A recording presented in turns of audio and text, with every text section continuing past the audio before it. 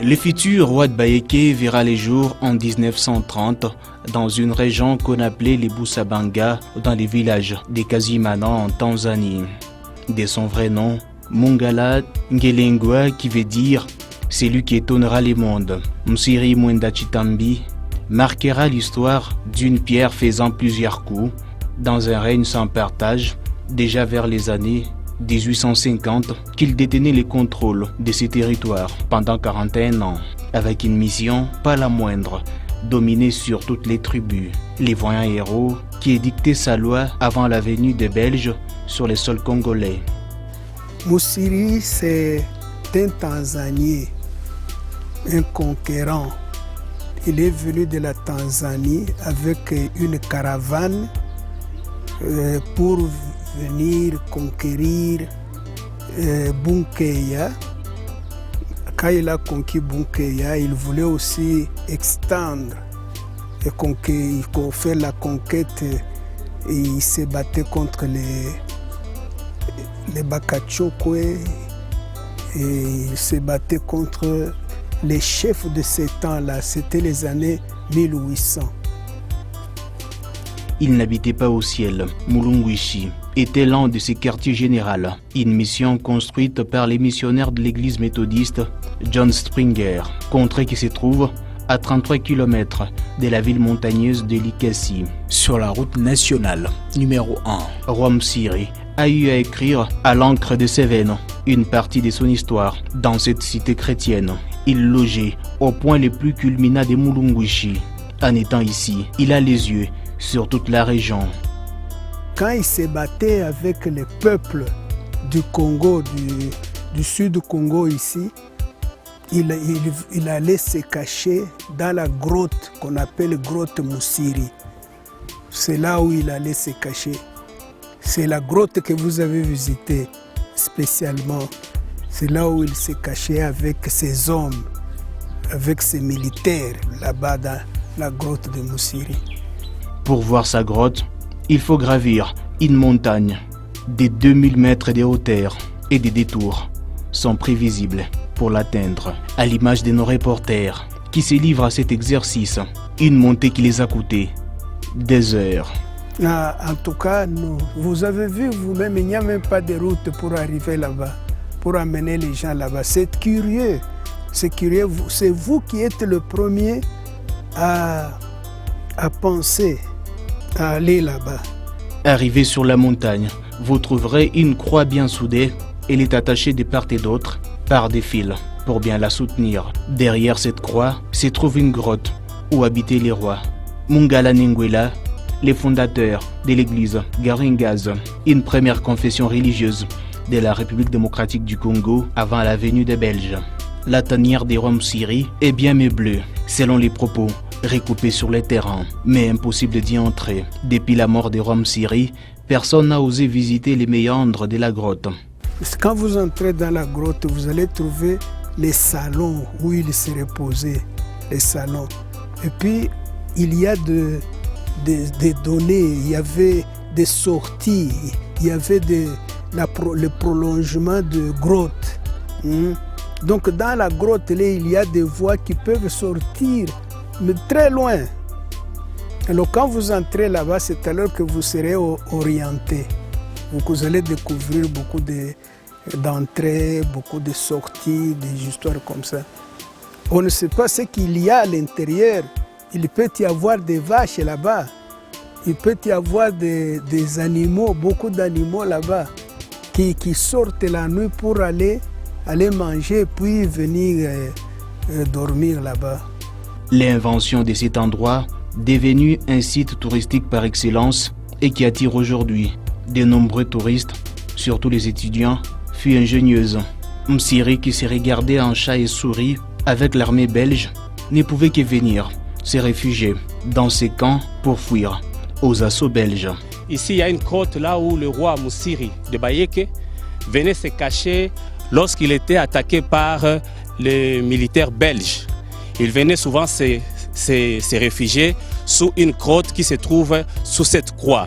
C'est vers les années 1800 que Msiri fuyait l'armée belge qui les traquait et il venait sous cette grotte située sur cette montagne où il s'est caché, il se mettait à l'abri contre les attaques de l'armée belge qui le poursuivait pour le tuer. Et lorsqu'il entrait dans sa grotte ici, personne ne pouvait savoir qu'il était ici. Et cette grotte était comme une grotte mystique, il n'y avait pas moyen d'entrer pour le poursuivre à l'intérieur. Il s'est caché pendant quelques semaines et lorsqu'il était à l'abri, il pouvait sortir pour revenir encore sur terrain combattre l'armée belge. À présent, la tanière de Moussiri s'éruine faute d'entretien. Donc il y a beaucoup d'histoires qu'il faut exploiter. Le problème est que nous, les Congolais, nous n'avons pas l'esprit de tourisme. Parce qu'il fallait qu'on vienne pour pulvériser d'abord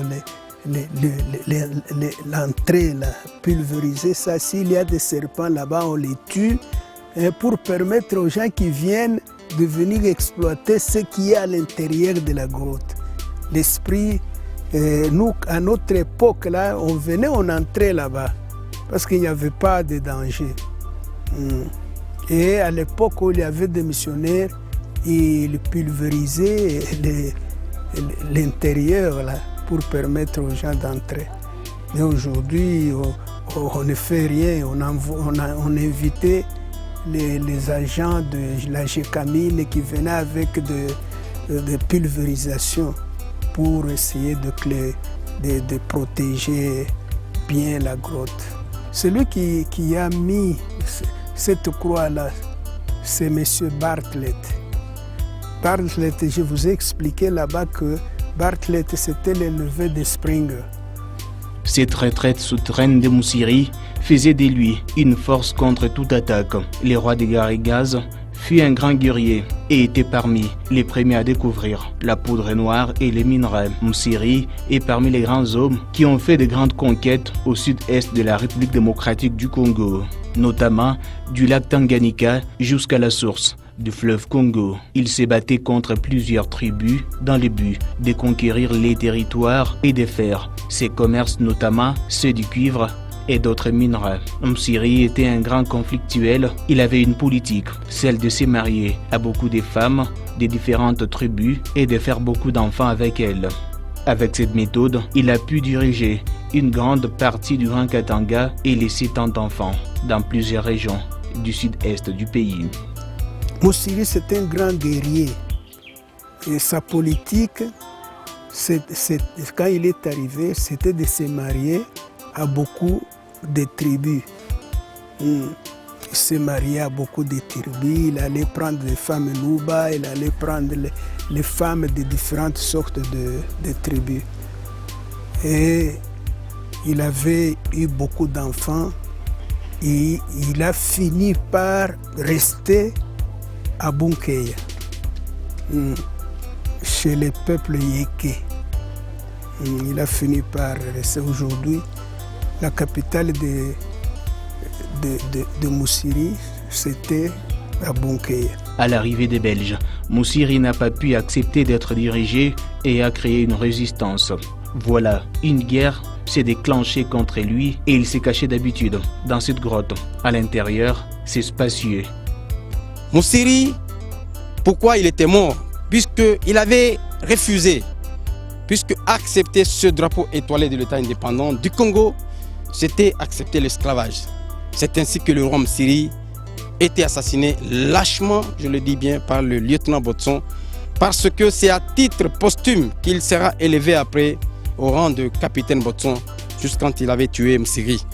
Ce n'était pas spécialement Mulunguishi qui relate clairement les parcours élogieux du guerrier Ninguila. Bunkeya, un territoire de la province du Lualaba, était la capitale de Moussiri, une terre propice pour les Balamba et les Bassanga. Sur cette région, tout n'était pas rose pour ces autochtones.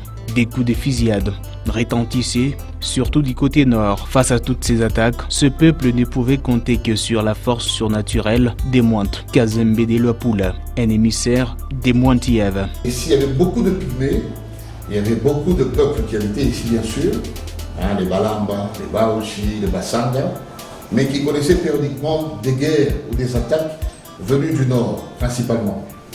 des moments, ils avaient aussi une protection du moine Kazembe, du Luapula, qui représentait le moine Tian qui était à Musumba de l'autre côté.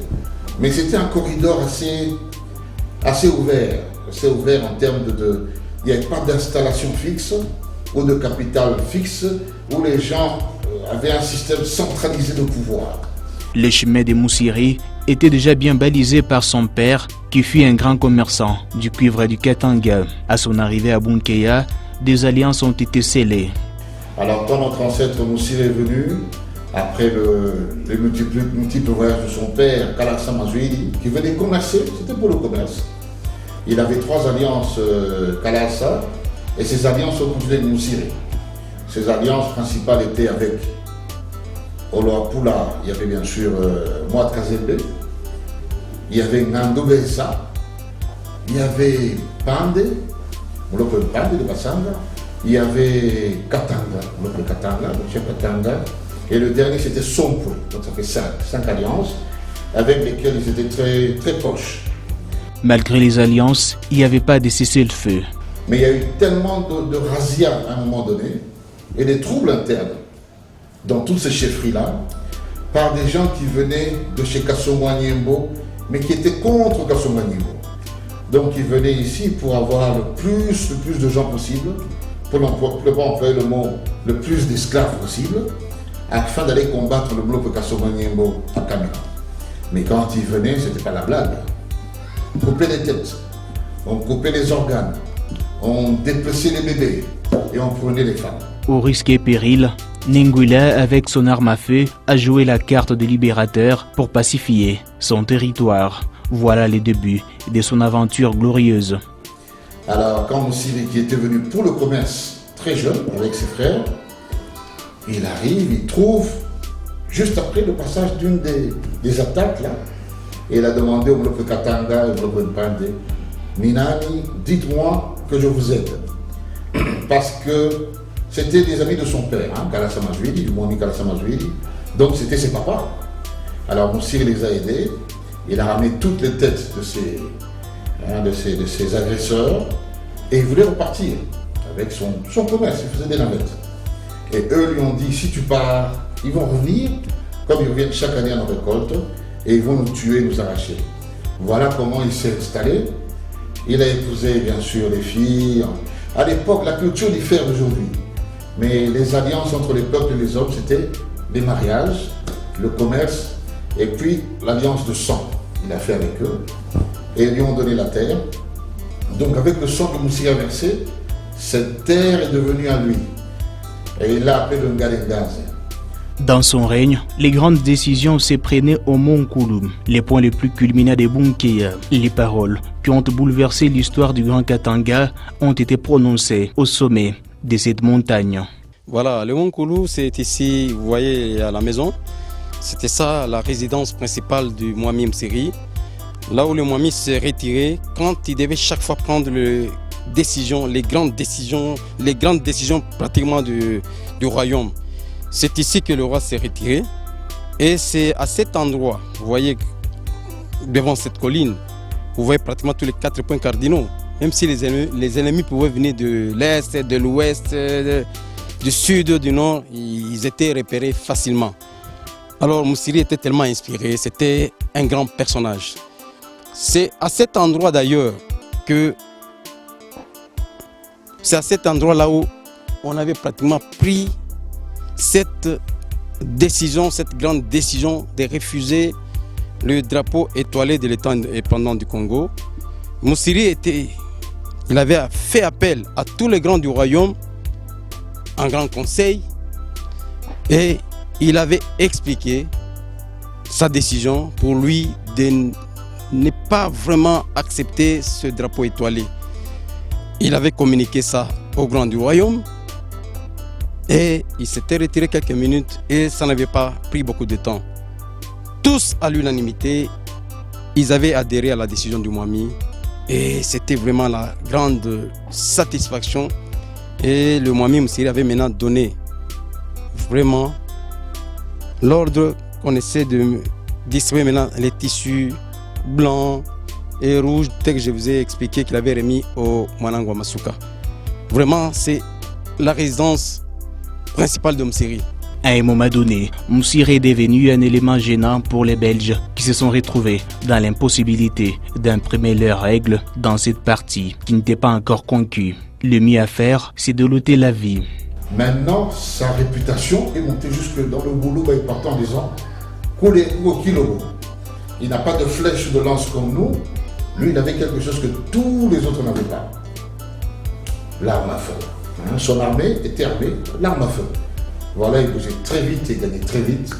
20 décembre 1891, dernier jour du roi Moussiri sur cette terre, le lieutenant Boston a réussi à lui encaisser 3 balles dans les dos avant de lui renvoyer au tapis. Quand les Belges sont venus, ils ont attaqué Moussiri. Pour les richesses, bien sûr, vous connaissez déjà l'histoire de chez nous, vous avez étudié ça. Et ils ont tué le Moumi dans le dos, 3 balles. Son entre, il demande avec le petit doigt au roi Moussiri de se lever pour aller signer pour que ce drapeau-là étoilé de l'État indépendant du Congo qu'on devait planter dans son royaume. Pour le roi Moussiri, il n'en était pas question. Le roi s'était levé. Pour Botson, lui, croyait que Moussiri, le roi, devait l'attaquer. Ce n'était pas ça. Il était en intimité avec son sabre, l'incomé. Botson va dégainer son revolver lâchement et va tirer au niveau de la poitrine du roi Moussiri. Le roi Moussiri s'était retourné pour rentrer dans la maison. Botson va tirer encore la 2e balle. Le roi Moussiri, le Moumi Moussiri, va continuer sa course. Il voulait entrer dans sa maison et Botson va tirer encore la 3e balle. C'est lors de la 3e balle que le roi Moussiri va s'écrouler, tomber dans la véranda qui est juste de l'autre côté ici. Appel du berger à la bergère, la vengeance n'a pas tardé dans les camps de la famille royale. Les commanditaires de la mort de Moussiri ont laissé aussi leur peau sur les champs. Voilà comment le prince Masuka, qui était dans le grenier, là où il attendait le fameux voyage que son père lui avait promis, qu'ils avaient un long voyage à effectuer ensemble. Il comprendra maintenant la signification de la couleur du tissu rouge qu'on lui avait donné par son père, que c'était qui devait mourir avec son père. Il tira sur le lieutenant Botson et sur les 3 militaires zanzibarites qui avaient accompagné Botson. Et ils étaient morts. Voilà maintenant le marquis de Beauchamp qui était juste au-dessus de la colline, attendant le signal que Botson leur avait donné. Il va pénétrer dans le Karl de Moussiri, la résidence de la paix, là où nous sommes avec vous. Il va trouver le roi Moussiri par terre, Botson par terre et les 3 militaires. Et ils se sont posés 1001 questions. D'où venaient les balles qui pouvaient aussi atteindre Botson et les 3 militaires zanzibarites.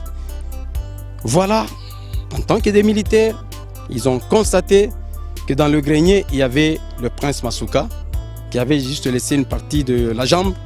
Ils ont tiré au niveau du genou. Notre grand-père, le prince Masuka, le Manango Masuka, tombera du grenier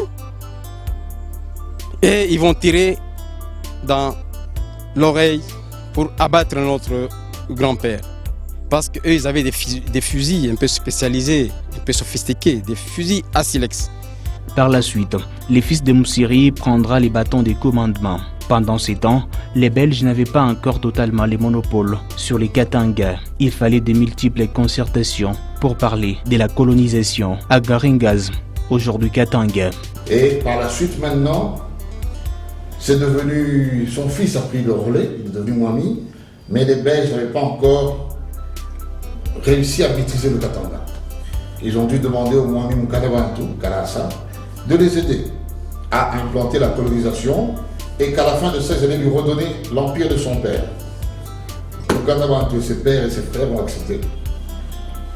Ils ont combattu tous ceux qui combattaient la colonisation pendant cette période. Mais dès que 15 ans, 20 ans, il a dit « J'ai gagné, donnez-moi l'empire de mon père », ils l'ont empoisonné.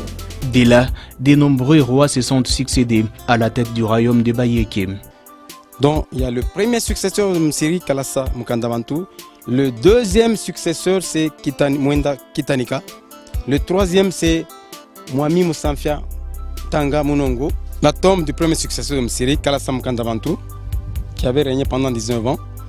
Et devant nous, nous avons la tombe du deuxième successeur de Msiri, le Mwami Kitanika Mabumba, qui avait régné pendant 30 ans. Juste à côté, c'est la tombe du troisième successeur de Msiri, le Mwami Moussamfiantanga Munongo, Chamulambata et Chakwe. C'est les totems qu'il avait pris. Lui avait régné pendant 16 ans. Donc de 1940 jusqu'à 1956. Ok. Après, c'est la tombe du quatrième successeur de Msiri, le Mwami Louinda Chalo, Antoine Munongo. C'est lui qui était même parti à la conférence, à la table ronde plutôt, à Bruxelles. Ok. Lui avait régné pendant 20 ans de règne, de 1956 en 1976. Après le décès du Mwami Kitanika, c'est le Mwami Munongo Mwenda Msiri Chombeka Godefroid Munongo, l'homme fort du Katanga, ministre de l'Intérieur à l'époque sous le gouvernement Tshombe, Moïse Tshombe, le Katanga méridional, ministre de l'Intérieur. Godefroid Munongo, le Mwami Godefroid Munongo, va régner de 1976 jusqu'à 1992. Il avait rendu l'âme à la conférence nationale souveraine. C'est celui-là qu'on appelait Kifiakiyo, l'époque de la sécession katangaise. Mwami Mwemera Munongo Msiri, Christian, Mwemera Milimo, qui va succéder au Mwami Godefroid Munongo, qui était décédé en 1992. Lui va régner pendant 5 ans, de 1992 en 1997. À présent, c'est Mwami Mwanda Bantu, Kaneranera, Godefroid Munongo qui paie sa communauté depuis 1998. Lui qui a réussi à moderniser Bunkeyem. Et maintenant, juste après la mort du Mwami Mwemera, c'est l'actuel Mwami qui est au trône jusqu'à ce jour, dès 1998, et il continue à régner. C'est lui qui est en train de moderniser même notre Bunkeya, notre royaume de Bayeke, le Katanga, la chefferie qu'on appelle aujourd'hui la chefferie pilote au Congo. Et il est en train de se baser beaucoup plus pour le développement de la chefferie de Bayeke. Masuka Munongo Kaneranera Godefroid Munongo Junior. C'est celui qui est en train de développer notre chefferie, lui qui est le président de tous les chefs coutumiers, ça fait pratiquement 16 ans maintenant, et il est le chairman de tous les rois d'Afrique. C'est moi depuis 98, et on avance pour l'épaule et on essaie de développer, de continuer ce que tous nos prédécesseurs ont fait depuis les années de Msiri. L'histoire des Bayeke est si séduisante et longue. Pour la pérenniser, un musée baptisé Msiri a été construit pour permettre aux générations futures de s'abreuver à la source. Devant nous, vous voyez le portrait des différents Bami qui ont régné dans le royaume de Bayeke.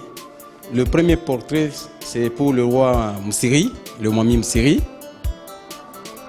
Le deuxième, à gauche, disons à notre droite, c'est Kalassam Mkanda Bantu, puisque Msiri avait régné pendant 41 ans. Et Kalassam Mkanda Bantu, son successeur, a régné de 1891 jusqu'au 17 juillet 1910. Pratiquement 19 ans de règne. Après sa mort, c'est son jeune frère, le Mwami Kitanika Mabumba Mushalila. Donc Mwenda 2, celui c'est Msiri était Mwenda 1er. Mwenda 2 c'est Kalassam Mkanda Bantu. Bien qu'il est déjà mort, les vaillants rois Msiri continuent toujours à résonner dans la crâne de nombreux historiens et Congolais de la République démocratique du Congo.